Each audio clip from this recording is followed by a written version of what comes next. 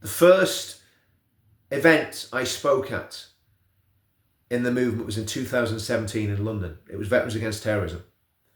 And at that time, there'd been attacks in Manchester, in London. Horrendous things were happening.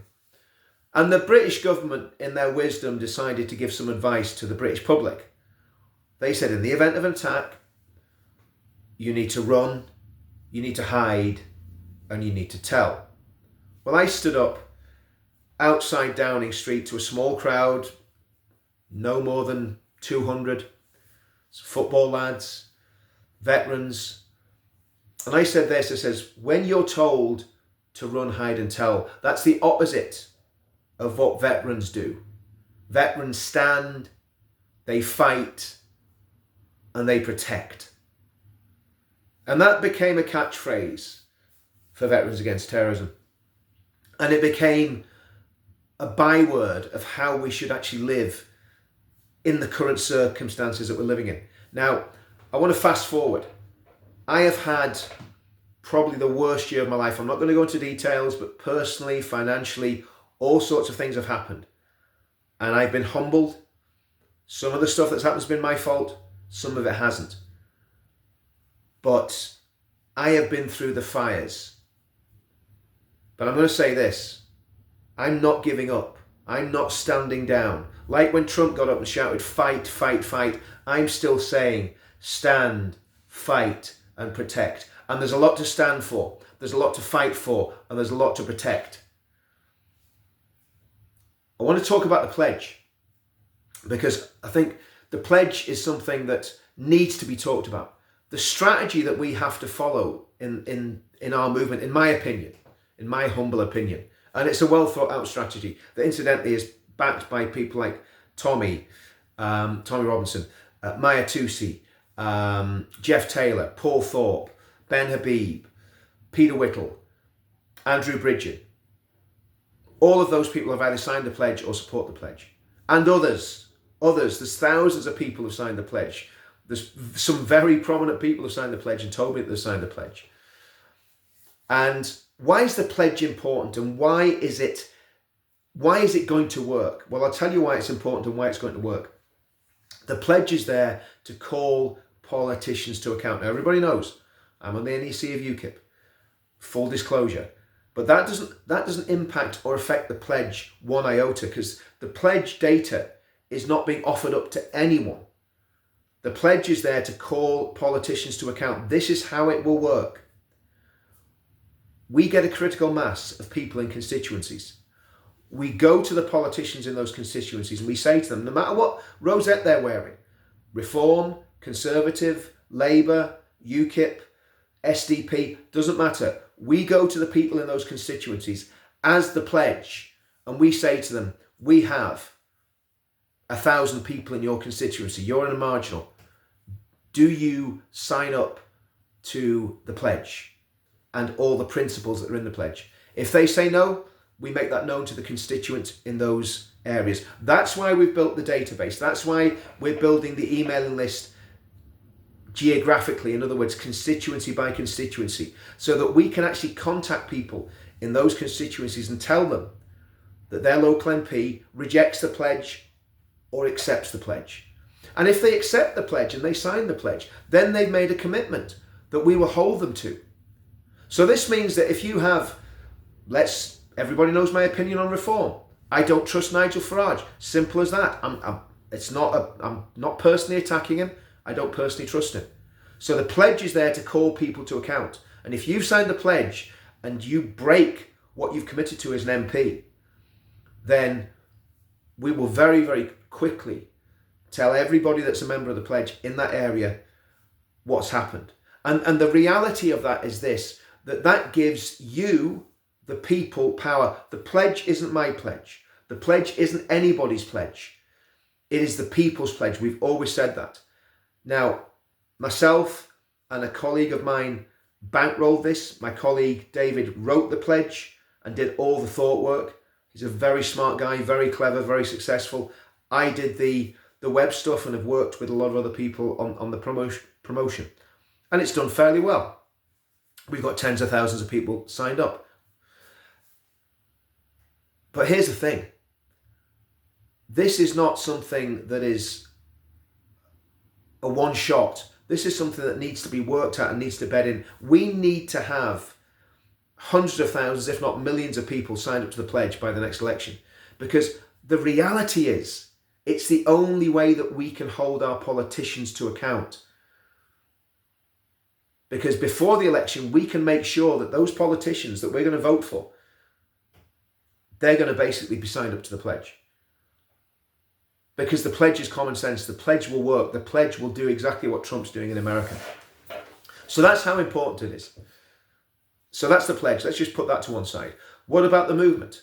Now, if people watch my videos, they know I'm taking a step back from going to England because I've got a lot of stuff to sort out in my personal life. I'm not going to go into any detail on that, but I need to get my own house in order. So I won't be able to get to the event in September. But the Unite the Kingdom movement is massively important.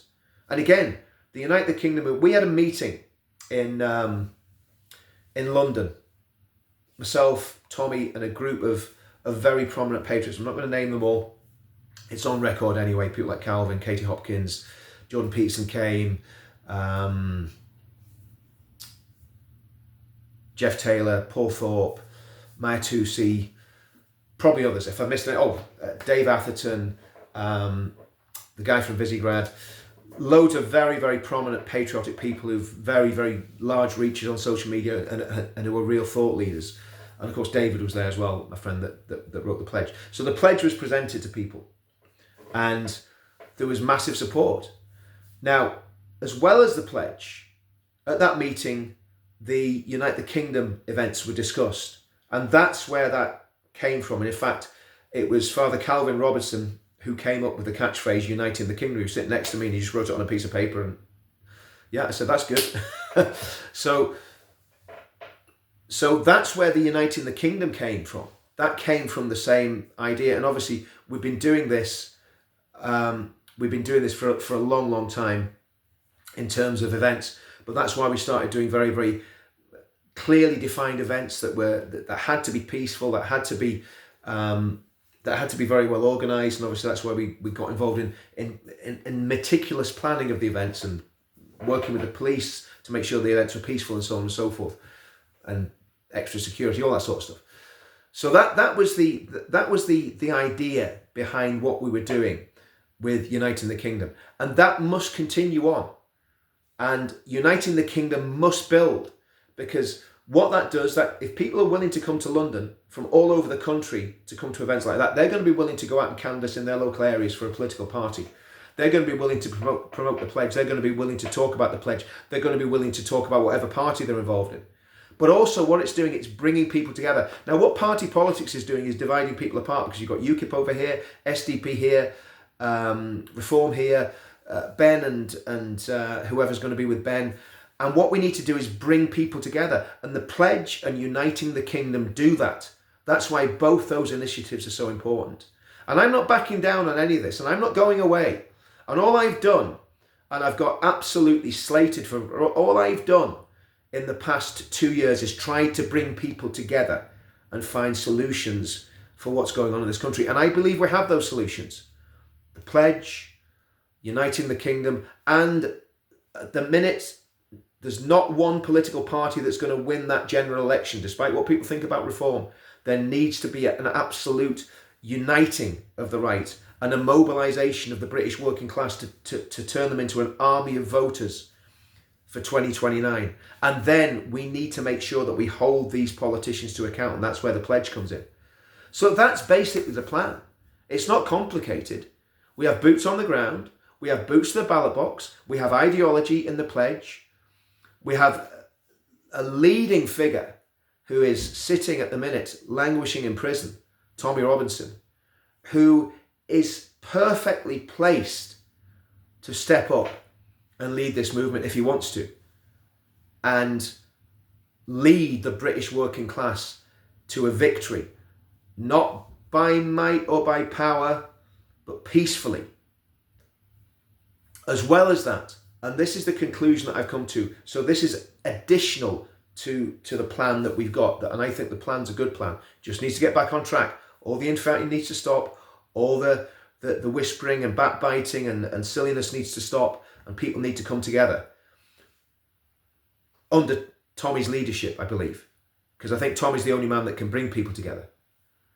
But as well as that, the true head of this and the true leader of this needs to be God. It needs to be Christianized. Christ needs to be the head of this movement. And that's why every single event, almost without planning it, we've had Christian input at every single event that we've done. And I'm hoping and I believe that September will be exactly the same. But I'm not stopping. I'm not giving up. I'm not giving up on my faith. I'm not giving up on my family. I'm not giving up on my flag. I'm going to fight for every single one of them with every fibre of my being. And if I don't succeed, I don't succeed. But I'm going to have a good go, and I'm not giving up. I'm not giving up. So, just like we said in 2017, we've got a lot more plans. We've got a lot more people. We've got a lot more energy. We've got young people coming through. And we are going to stand. We're going to fight. And we're going to protect. And we are going to win our nation back. See you all soon. Like and subscribe to Counter Media.